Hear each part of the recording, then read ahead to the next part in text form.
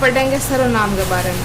सर्वनाम सर्वनाम शब्द का प्रयोग वहाँ किया जाता है जिसमें भाषा की सुंदरता, पुनरुक्ति, दोष से बचने के लिए हम सर्वनाम का प्रयोग करते हैं। सर्वनाम का शाब्दिक अर्थ होता है सबका नाम, अर्थात सभी संज्ञाओं के स्थान पर प्रयुक्त होने वाले शब्द को सर्वनाम कहते हैं। इससे वाक्य सहज एवं सरल हो जाता है। हम देखते हैं कि सर्वनाम से वाक्य सहज और सरल हो जाता है। जैसे सर्वनाम का शाब्दिक अर्थ होता है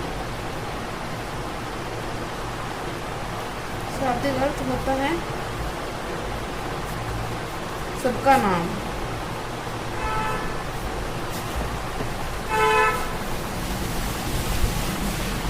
सर्वनाम का शाब्दिक अर्थ होता है सबका नाम।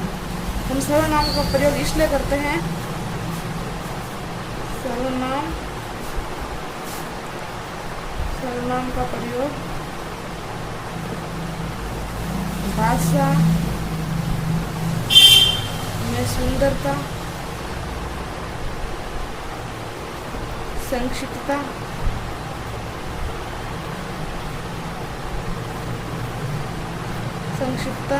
एवं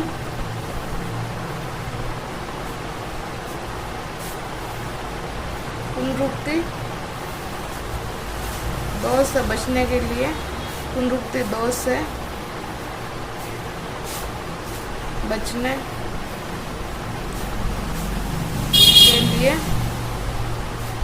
हम सर्वनाम का प्रयोग करते हैं। नाम का प्रयोग करते हैं, हम सर्वनाम का प्रयोग करते हैं।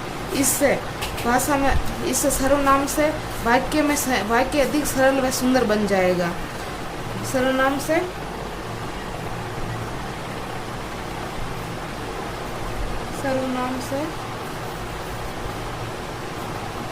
वाक्य सरल एवं सुंदर बन जाता है। हम उदाहरण के तौर पर देखते हैं कि वाक्य सरल व सुंदर बन जाता है। जैसे कि उदाहरण के तौर पर देखते हैं, जैसे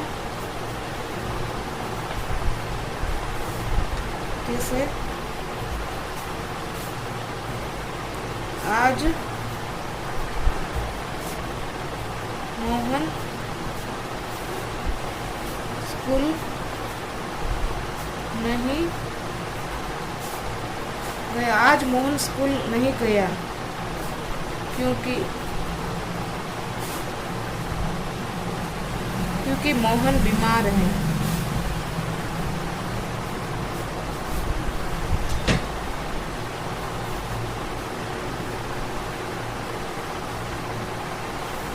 आज मोहन स्कूल नहीं गया क्योंकि मोहन बीमार है। जैसे हम इस वाक्य इतना आज मोहन स्कूल नहीं गया क्योंकि वह बीमार है, इसको अगर सर्वनाम का प्रयोग करने पर लिखते हैं तो जैसे आज मोहन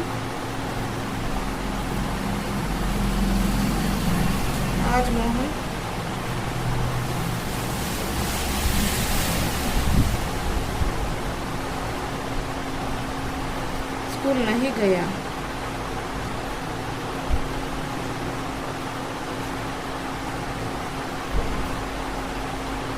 क्योंकि वह बीमार है।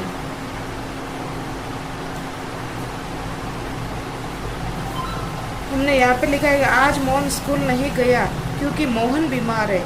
इस संज्ञा के स्थान पर यहाँ मोहन संज्ञा आया है। अगर इस संज्ञा के स्थान पर पुनः यहाँ पे संज्ञा आया मोहन, इस संज्ञा के स्थान पर अगर पुनः हम सर्वनाम का प्रयोग करते हैं, वाक्य अधिक सरल और सुंदर बन जाता है। जैसे आज मोहन स्कूल नहीं गया क्योंकि मोहन बीमार है, इसकी जगह पर आज मोहन स्कूल नहीं गया क्योंकि वह बीमार है। अगर संज्ञा के स्थान पर हम सर्वनाम का प्रयोग करते तो वाक्य अधिक सरल व सुंदर बन जाएगा। अब हम पढ़ेंगे सर्वनाम की परिभाषा। सर्वनाम की परिभाषा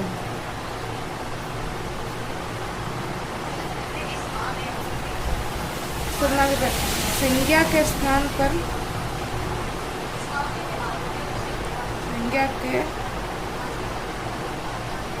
संज्ञा के स्थान पर प्रयुक्त होने वाले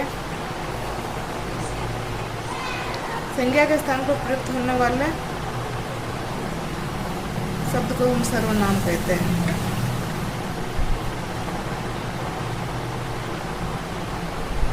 शब्द को सर्वनाम कहते हैं।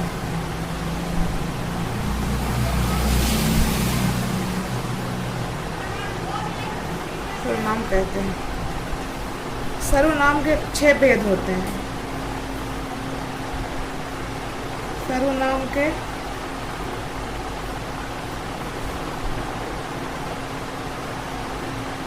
6 भेद होते हैं।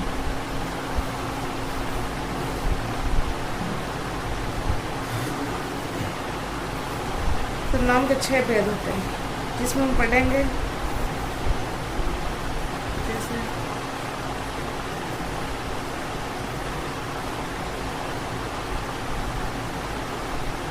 सर्वनाम के 6 भेद होते हैं। पहला हो गया पुरुषवाचक सर्वनाम।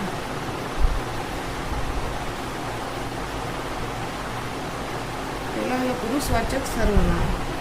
दूसरा हो जाएगा निश्चयवाचक सर्वनाम।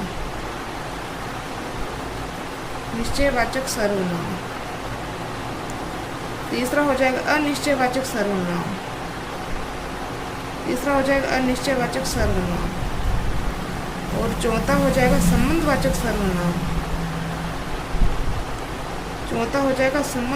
सर्वनाम। पांचवा हो जाएगा प्रश्नवाचक सर्वनाम।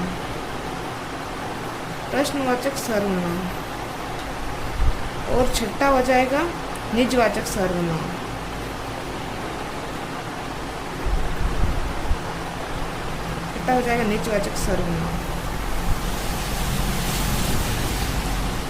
निजवाचक सर्वनाम। अब इसमें पुरुषवाचक सर्वनाम के अंतर्गत ये पुनः 3 प्रकार होते हैं।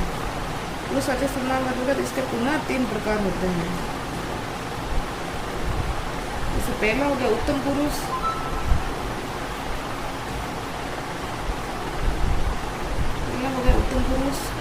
दूसरा हो गया मध्यम पुरुष।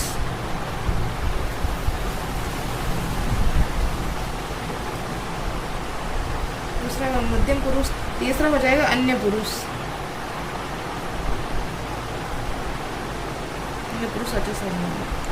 उत्तम पुरुष में आ जाएगा मैं। उत्तम में हम स्वयं के लिए प्रयोग करते हैं। जैसे उत्तम में आ जाएगा मैं, हम। और मध्यम पुरुष में आ जाएगा तुम, तेरा। और अन्य पुरुष में आ जाएगा वह, उसे। तो फ्रेंड्स, आज हम पढ़ेंगे पुरुषवाचक सर्वनाम के बारे में। देखते पुरुषवाचक सर्वनाम के बारे में। हम पढ़ेंगे पहला पुरुषवाचक सर्वनाम के बारे में।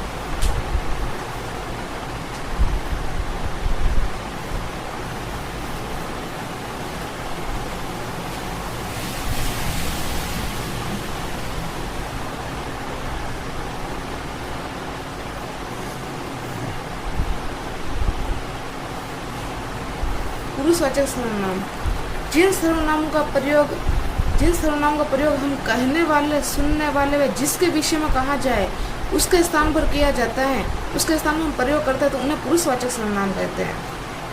हम परिभाषा देखते हैं इसकी।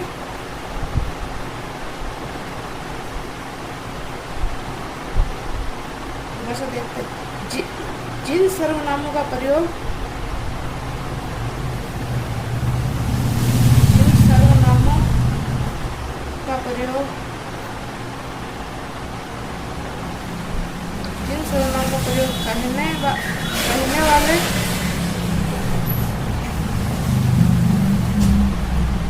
कहने वाले,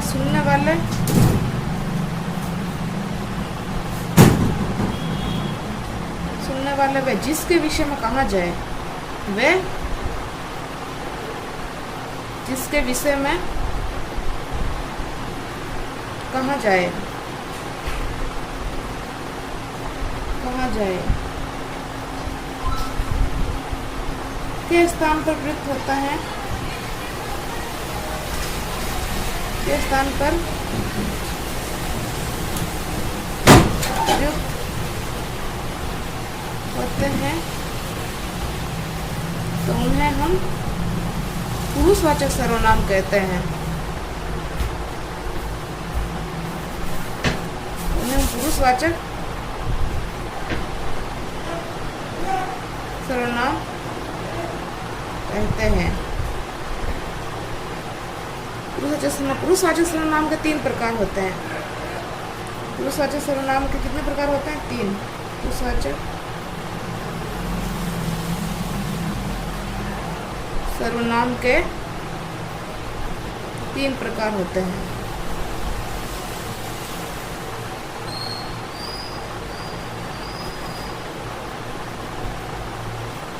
पुरुषवाचक सर्वनाम के 3 प्रकार हो जाए। पहला हो जाएगा उत्तम पुरुष।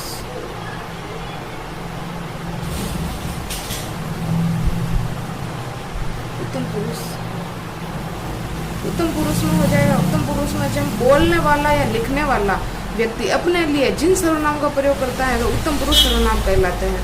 मतलब बोलने वाला या लिखने वाला व्यक्ति अपने लिए, अपने स्वयं के लिए जिन सर्वनामों का प्रयोग करता है वो उत्तम पुरुष सर्वनाम कहलाते हैं। इसकी परिभाषा देखते हैं।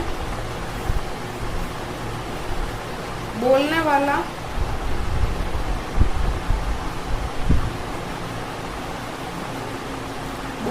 या लिखने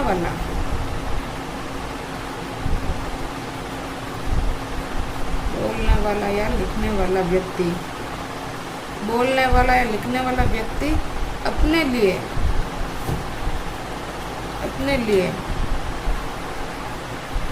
जिन सर्वनामों का प्रयोग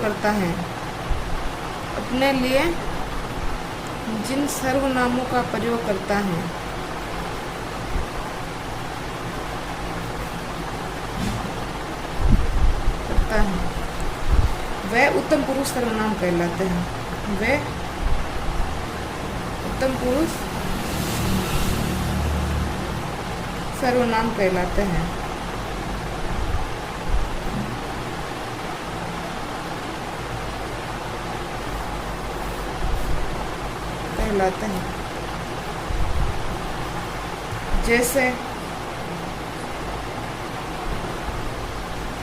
जैसे इसमें हो जाएगा मैं,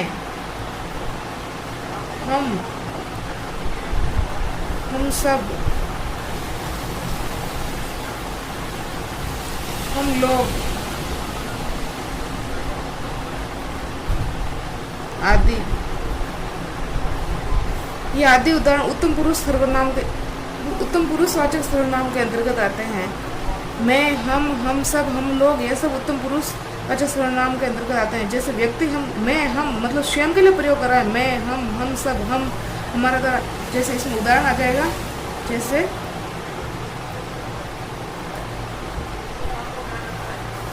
मैं विद्यालय जाता हूँ। इसमें आ जाएगा हम कल जयपुर जाएंगे। और हम सब, इसमें आ जाएगा हम सब कल जयपुर जाएंगे। हम सब कल जयपुर जाएंगे। इस प्रकार यह सब उदाहरण उत्तम पुरुषवाचक सर्वनाम के के अंतर्गत आते हैं। अब हम दूसरा पुरुषवाचक सर्वनाम का दूसरा भेद पढ़ेंगे, दूसरा प्रकार पढ़ेंगे। अब हम पढ़ेंगे मध्यम पुरुषवाचक सर्वनाम के बारे में। मध्यम पुरुषवाचक सर्वनाम उसे कहते हैं जिससे हम संबंधित करके कुछ कहा जाए, कुछ बात की जाए उसके बारे में, या उसके बारे में कुछ कहा जाए तो उसे हम मध्यम पुरुषवाचक सर्वनाम कहते हैं। इसके उदाहरण होते हैं जैसे तू, तुम, आप लोग, ये सब मध्यम पुरुषवाचक सर्वनाम के अंतर्गत आते हैं। इसका हम वाक्य में प्रयोग करके देखते हैं। जैसे तुम बहुत सुंदर हो, तुम बहुत सुंदर हो। आप लोग कहाँ जा रहे हो? आप लोग कहाँ जा रहे हो? आप लोग कहाँ जा रहे हो? ये सब मध्यम पुरुषवाचक सर्वनाम के अंतर्गत आएंगे। ये सब मध्यम पुरुषवाचक सर्वनाम के अंतर्गत आएंगे।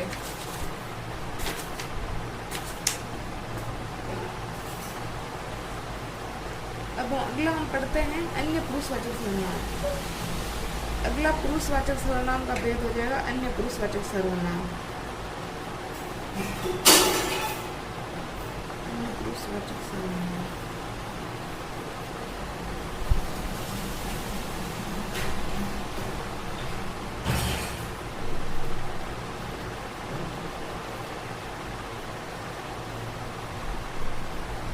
अन्य पुरुषवाचक सर्वनाम जिसके बारे में बात की जाए या कुछ लिखा जाए उनके नाम के बदले में प्रयुक्त होने वाले सर्वनाम को हम अन्य पुरुषवाचक सर्वनाम कहते हैं। जैसे इसकी परिभाषा देखते हैं।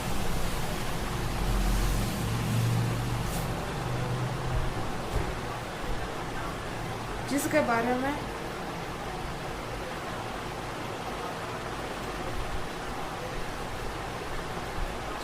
में बात की जाए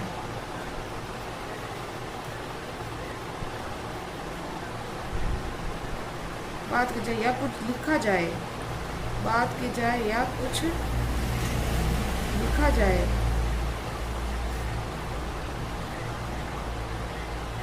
उनके नाम के बदले में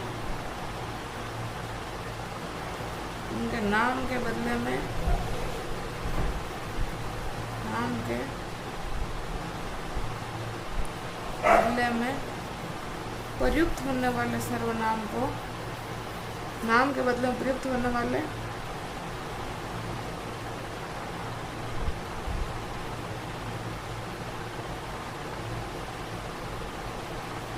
सर्वनाम को अन्य पुरुषवाचक सर्वनाम कहते हैं। उसे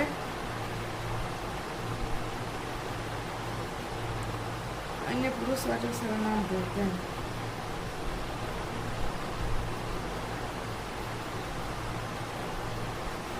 अन्य पुरुषवाचक सर्वनाम कहते हैं। इसका उदाहरण देखते हैं। जैसे वे लोग, जैसे वे लोग, यह, आप, ये सब उदाहरण अन्य पुरुषवाचक सर्वनाम के अंतर्गत आते हैं। इसका हम वाक्य में प्रयोग करके देखते हैं। जैसे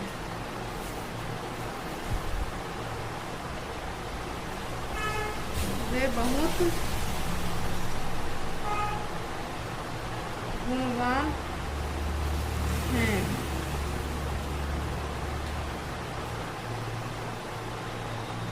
यह पुस्तक उसकी है।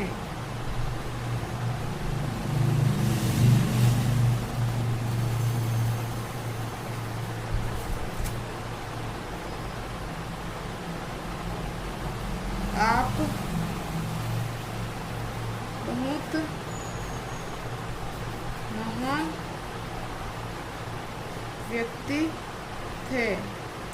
ये सभी उदाहरण पुरुषवाचक सर्वनाम के तीसरे भेद अन्य पुरुषवाचक सर्वनाम के अंतर्गत आते हैं। तो फ्रेंड्स, अगला हम पढ़ेंगे निश्चयवाचक सर्वनाम। सर्वनाम के अंतर्गत हम उसका दूसरा भेद पढ़ेंगे, निश्चयवाचक सर्वनाम।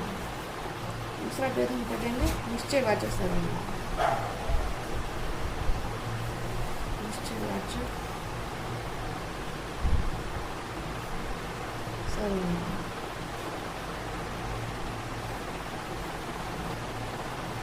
निश्चयवाचक सर्वनाम जो सर्वनाम निकट अथवा पास या दूर व्यक्ति या पदार्थ की ओर निश्चित पूरा निश्चित संकेत करते हैं, उन्हें निश्चयवाचक सर्वनाम कहते हैं।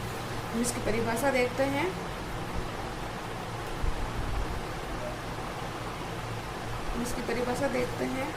जो सर्वनाम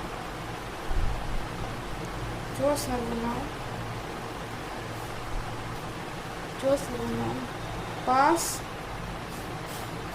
या दूर पास या दूर व्यक्ति, पास या दूर व्यक्ति या पदार्थ की ओर, या पदार्थ की ओर निश्चित संकेत करते हैं, उन्हें हम निश्चयवाचक सर्वनाम कहते हैं। निश्चयवाचक सर्वनाम कहते हैं।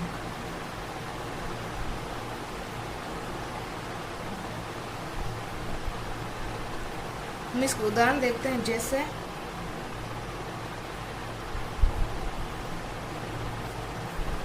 निश्चयवाचक सर्वनाम कहते हैं, जैसे इसमें हो जाएगा यह, ये, वह, वे। इसके अंतर्गत भी ये इसके उदाहरण हो गए। निश्चयवाचक सर्वनाम के अंतर्गत भी इसके दो भेद होते हैं।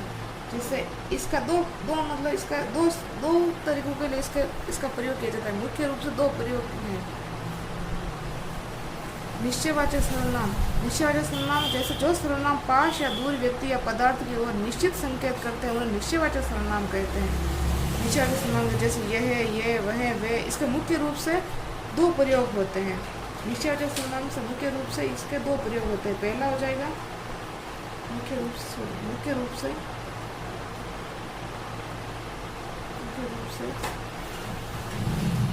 दो प्रयोग हैं। निश्चयवाचक सर्वनाम के मुख्य रूप से दो प्रयोग हैं। तो पहला हो जाएगा निकट वस्तुओं के लिए या पास की वस्तुओं के लिए। निकट की वस्तुओं के लिए इसका प्रयोग होता है। दूसरा होता है दूर की वस्तुओं के लिए। दूसरा हो जाएगा दूर की वस्तुओं के लिए। दूसरा हो जाएगा दूर की वस्तुओं के लिए। इसमें निकट की वस्तुओं के लिए जैसे हो जाएगा यह, ये, और दूर की वस्तुओं के लिए हो जाएगा वह, वे। इस अन्य दूर की वस्तुओं के लिए होता है। और पास की वस्तुओं के लिए यह, ये, जैसे हमारे पास में रखी जाती है उनके लिए ये प्रयोग होता है। जैसे निकट की वस्तुओं के लिए यह, ये, और दूर की वस्तुओं के लिए वह, वे आदि ये शब्द प्रयोग होते हैं। अब अगला हम पढ़ेंगे अनिश्चयवाचक सर्वनाम।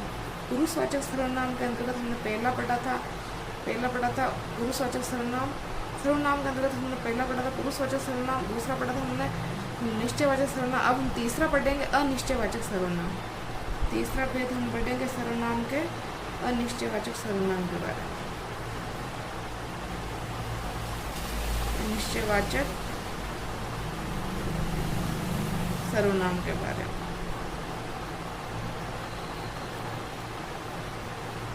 अनिश्चयवाचक सर्वनाम जिस सर्वनाम से किसी ऐसे व्यक्ति या पदार्थ का बोध होता है जिसके विषय में निश्चित सूचना नहीं मिलती है। मतलब निश्चयवाचक सर्वनाम उससे कहते हैं जिसके बारे में कोई निश्चित सूचना नहीं मिलती है। जैसे पूरा कोई मतलब सूचना कोई कंफर्म नहीं होती, उसके बारे में कोई हमें पता नहीं होता है कि वो कंफर्म पता नहीं होता है, तो उसे हम अनिश्चयवाचक सर्वनाम के अंतर्गत करते हैं। कोई भी वस्तु या कोई पदार्थ वगैरह, व्यक्ति वगैरह, उसके बारे में हमें निश्चित पता नहीं हो तो उसे हम अनिश्चित सर्वनाम के अंतर्गत रखते हैं। जैसे हम इसकी परिभाषा लिखते हैं। इसकी हम जिस सर्वनाम से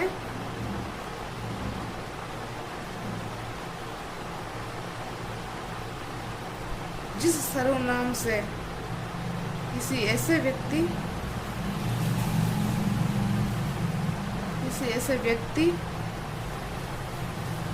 या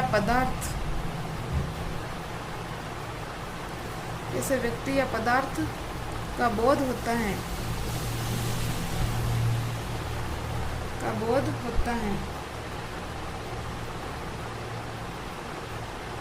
तो उसे हम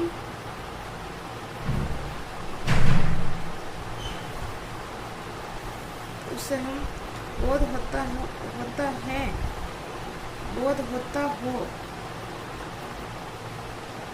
तथा जिनके विषय में हमें निश्चित सूचना नहीं मिलती हो, निश्चित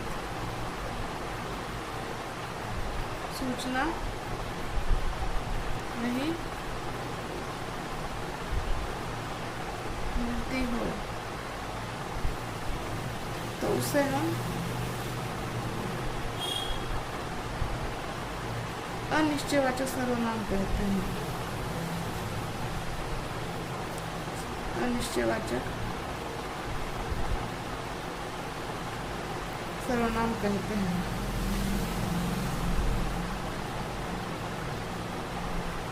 जैसे इसके उदाहरण देखते हैं, जैसे कुछ, कोई आदि है अनिश्चितता का बोध करा रहे हैं। या आदि शब्द में किसका अनिश्चितता का बोध करा रहे हैं। हम इसको वाक्य में प्रयोग करके हम इसका देखते हैं। जैसे कोई आया है, जैसे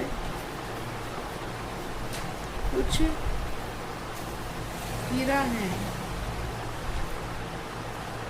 बाहर कोई खड़ा है, कुछ पुस्तकें रखी हैं।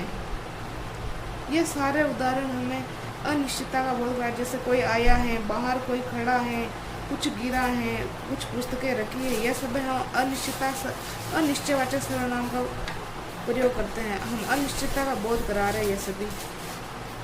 अगला हम देखते हैं संबंधवाचक सर्वनाम। अगला हम देखते हैं संबंधवाचक सर्वनाम। चौथा भेद हो जाएगा संबंधवाचक सर्वनाम।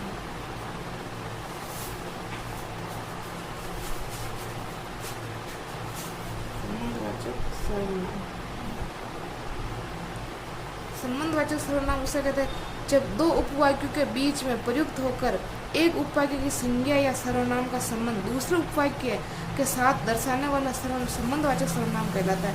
जब हम दो उपवाक्यों के बीच में प्रयुक्त होकर एक उपवाक्य की संज्ञा या सर्वनाम का संबंध दूसरे उपवाक्य के साथ दर्शाने वाला सर्वनाम संबंधवाचक सर्वनाम कहलाता है। इसकी हम परिभाषा देखते हैं। जैसे परिभाषा देखते हैं, दो उपवाक्यों के बीच में दो उपवाक्यों के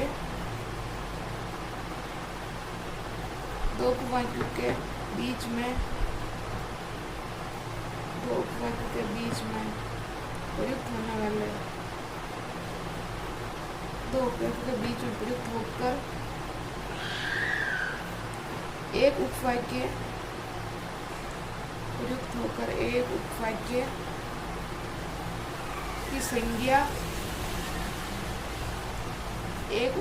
की संज्ञा या सर्वनाम का संबंध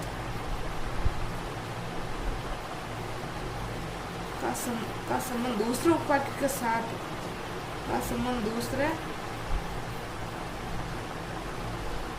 उपवाक्य के साथ दर्शाने वाला सर्वनाम इसमें आ जाएगा दो उपवाक्यों के बीच में प्रयुक्त होकर एक उपवाक्य की संज्ञा या सर्वनाम का संबंध दूसरे उपवाक्य के साथ दर्शाने वाले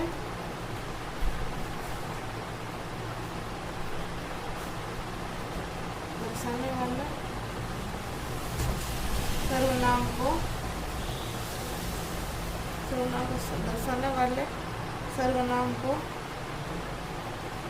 संबंधवाचक सर्वनाम कहते हैं। संबंधवाचक सर्वनाम कहते हैं।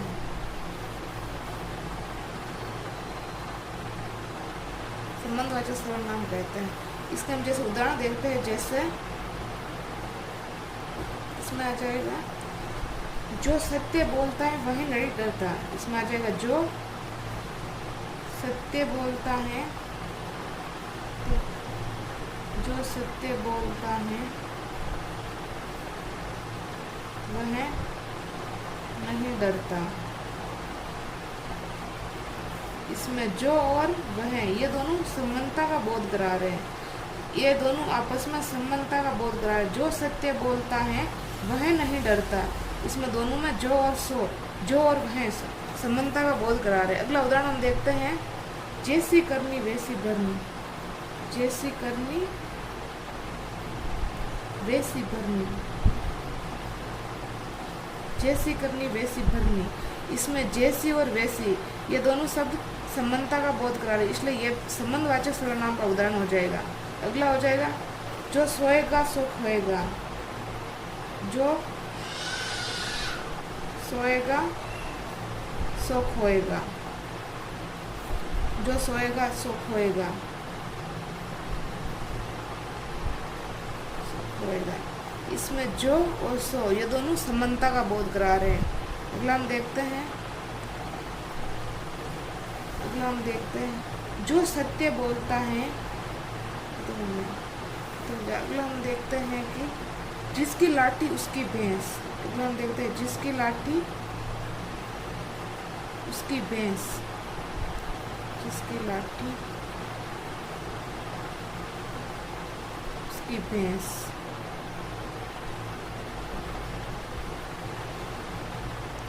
ये जिसकी और उसकी ये दोनों समानता का बोध कर रहे हैं, इसलिए यह संबंधवाचक सर्वनाम का उदाहरण हो गया। अगला हम भेद पढ़ेंगे प्रश्नवाचक सर्वनाम। अगला सर्वनाम कौन सा भेद हो जाएगा? प्रश्नवाचक सर्वनाम। प्रश्नवाचक सर्वनाम हो जाएगा प्रश्नवाचक सर्वनाम। प्रश्नवाचक सर्वनाम सीधे और सरल अर्थों में है। जिस सर्वनाम का प्रयोग प्रश्न पूछने के लिए होता है उसे प्रश्नवाचक सर्वनाम कहते हैं। इसमें इसकी परिभाषा हो जाएगी। इसमें इसकी परिभाषा हो जाएगी। जिस सर्वनाम का प्रयोग जिस सर्वनाम का प्रयोग जिस सर्वनाम का प्रयोग प्रश्न पूछने के लिए किया जाता है। प्रश्न पूछने के लिए किया जाता है उसे हम प्रश्नवाचक सर्वनाम कहते हैं। प्रश्नवाचक सर्वनाम कहते हैं। प्रश्नवाचक सर्वनाम कहते हैं। इसमें उदाहरण हो जाएगा जैसे इसमें आ जाएगा जैसे क्या, किससे, कौन, ये सब आ जाएगा। ये क्या, किससे, कौन, ये सब किसके अंतर्गत आ जाएगा? ये सब प्रश्नवाचक सर्वनाम के अंतर्गत आ जाएगा। इसका हम वाक्य में प्रयोग करके देखते हैं। जैसे वहाँ दरवाजे पर कौन खड़ा है? वहाँ दरवाजे पर कौन खड़ा है? इसके अंतर्गत कौन आ जाएगा? ये कौन खड़ा है ये प्रश्नवाचक सर्वनाम का बोध करा रहे, ये प्रश्न का बोध करा रहे कौन। अगला उदाहरण हम देखते हैं कि कल तुम किससे बात कर रहे थे? कल तुम किससे बात कर रहे थे? किससे बात कर रहे थे? ये भी प्रश्नवाचक सर्वनाम का उदाहरण हो जाएगा। इसमें किससे ये प्रश्नता का बोध करा रहे, इसलिए ये प्रश्नवाचक सर्वनाम हो गया। अगला हम पढ़ेंगे सर्वनाम का भेद में निजवाचक सर्वनाम। छठा इसका भेद हो जाएगा निजवाचक सर्वनाम। छठा भेद इसका हो जाएगा निजवाचक सर्वनाम। निजवाचक सर्वनाम। निजवाचक सर्वनाम ऐसे सर्वनाम जिनका प्रयोग वक्ता या लेखक कोई भी स्वयं अपने खुद के लिए, अपने लिए, स्वयं के लिए करते हैं उसे निजवाचक सर्वनाम कहते हैं। ऐसे सर्वनाम, इसकी हम परिभाषा लिखते हैं। ऐसे सर्वनाम ऐसे सर्वनाम जिनका प्रयोग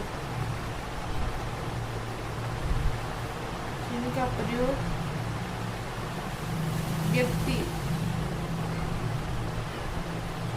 या लेखक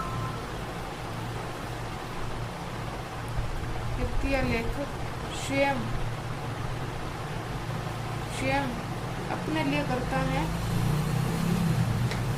व्यक्ति या लेखक स्वयं अपने लिए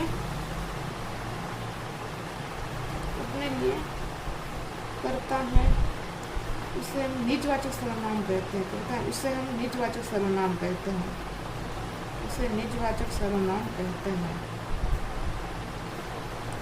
निजवाचक सर्वनाम कहते हैं।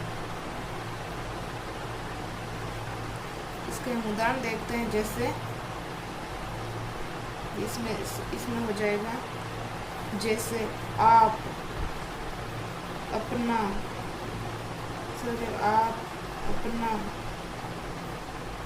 स्वयं, खुद, अपने आप। ये सभी उदाहरण किसके हो जाएंगे? ये सभी उदाहरण निजवाचक सर्वनाम के हो जाएंगे।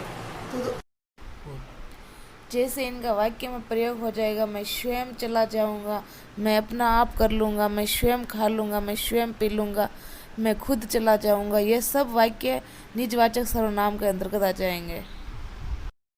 ये वीडियो अच्छा लगा हो तो प्लीज़ शेयर करें, लाइक करें और मेरे चैनल को सब्सक्राइब करें।